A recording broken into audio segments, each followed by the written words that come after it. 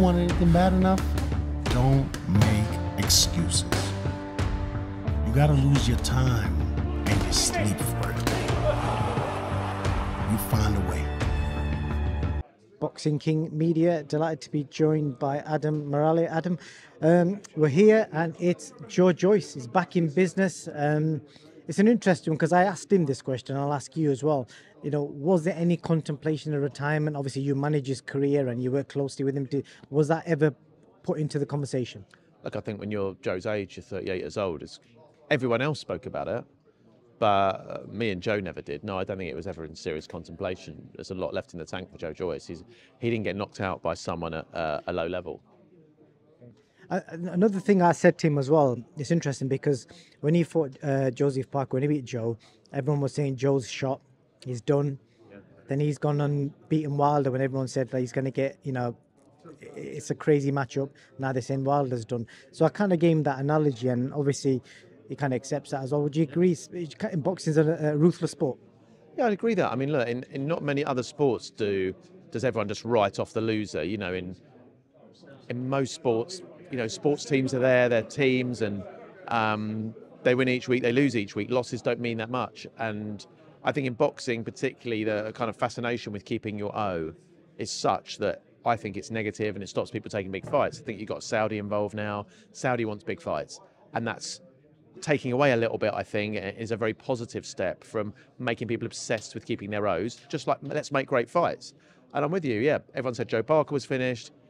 Now everyone's saying Wilder's finished. These people aren't finished. Maybe it's a bad day at the office. Maybe they didn't prepare very well. Maybe Joyce is just too much for Joe Parker, and it's just the wrong style for him. Maybe Jiang was the wrong style for Joe. So, yeah, we've got to stop writing people off so early.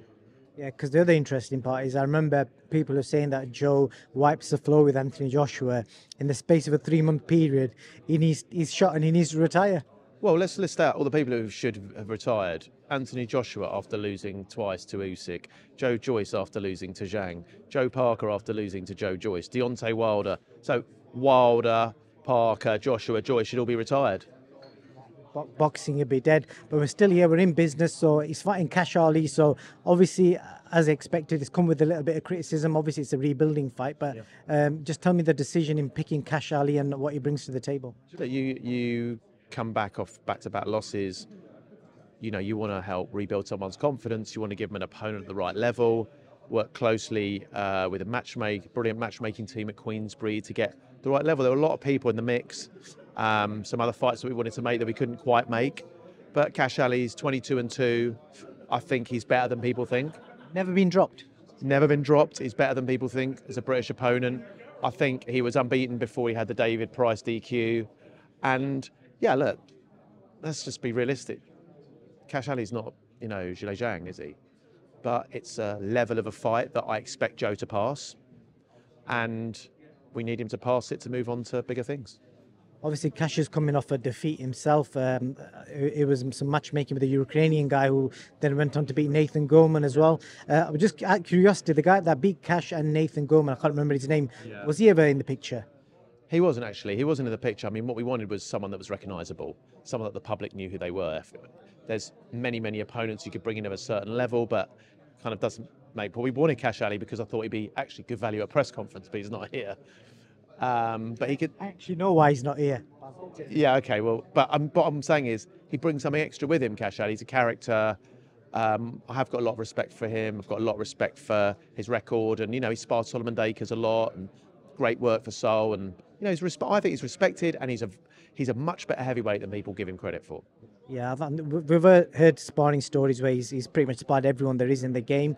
But yeah, I spoke to him yesterday, and he said he was working basically, and it was too short notice, his press conference. Yeah, that's what I heard. And you know, when you're at the very top level and you're fighting Joseph Parker and Daniel Dubois and Jiang, there's a certain thing, and it's a testament to the level, isn't it? To be fair, that people like Cash Ali have to also work. So we're not trying to claim this fight as something that it isn't.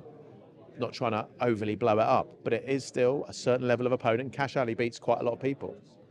Joe wins. He's kind of intimated already. He's happy to jump straight into a mega fight for Riyadh season end of this year. You tell me, as his manager, who have you got your eye on if he's successful? I think with Saudi having so many big fights, there's going to be a premium on heavyweight fights in the UK. If you can make a heavyweight fight in the UK that makes sense, I think there's going to be a premium on it. I think Joe should fight in July. I think he probably won't fight in Riyadh if he fights in July because it's too hot. And I think a fight that really makes sense is Joyce Daniel Dubois rematch in the UK in July. Probably do 20, 25,000 people on pay-per-view, big audience. I think that's a terrific fight for Joe. Can I put one in the mix? So rather than seeing Dubois versus Joyce, how about Dubois and Joyce kind of see which one of them gets the Wilder fight? Because I still think that's a great fight. Because Wilder, they're writing him off now. Yeah, they're writing Wilder off, and it was funny.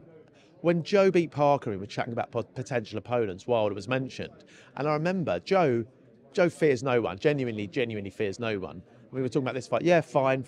Joyce has never turned a fight down ever. And then I said Wilder, and I remember he went like this. Like, just that thought of that right hand, the biggest punch in boxing. And I do think back in September 22, Joyce against Wilder was, the irresistible force against the immovable object. Made a lot of sense. I don't think Wilder's finished. I still think it's a very scary fight for someone. I still think Wilder brings a big presence to him. And I love that fight for Joe at some point. But I think Britain is calling out. We need big fights in Britain too. I've got one question for you. I didn't want to ask Joe this question because I felt it was a bit too personal. But as a fighter, he's always been known as this immovable object. His chin's always been the one that everyone. Because normally when you talk about a fight, you say, "Oh, this guy's got great hand speed. Or he's got great power." With Joe, it's always his power. Sorry, his chin. Now that element's kind of gone, how do you think he'll probably be reacting to that and feeling about that? And obviously you as his manager. I think it's gone. I mean, that kind of wisdom. Fans are basically. I know, but that kind of wisdom that the first time someone gets dropped, it's gone, it's finished. I mean, Joe was dropped in the amateurs. So I think the timing of the punch, the force of the punch, the way Joe was moving into it, all those things led to Joe being knocked down by the punch. But he did get up from it. Okay, he didn't beat the count quite. But I think I just disagree with people saying his chin's gone. Yes, he got dropped, but that's against Jiang. If he then goes and fights different people and he gets dropped in, for example, if he went and fought Joseph Parker and previously the same punch didn't drop him and now it does, I understand that. But I don't understand it off one fight. Quick prediction on Joseph Parker and Zhang now that you've got first-hand experience of both? That is a fight where I keep going either way. I think that one of the reasons we went for Jiang as a team was we thought that Jiang, and we watched him closely, his engine degrades after 5-6 rounds quite significantly. And if you get him past 5-6 rounds, you're dealing with a very different fighter. In the first fight, we saw that with Joe. Obviously, the eye was what did Joe, but he was outlanding him hugely rounds 4-5 and would have been 6. And I think Joe would have won that fight. The question is, can Joseph Parker get it into late rounds? I think if he does, he wins the fight. I think Jiang's got tremendous hand speed and power. But I fancy Joseph Parker. I think Andy Lee, Joseph Parker together. You saw how they boxed to instructions against Wilder, and he shut Wilder out.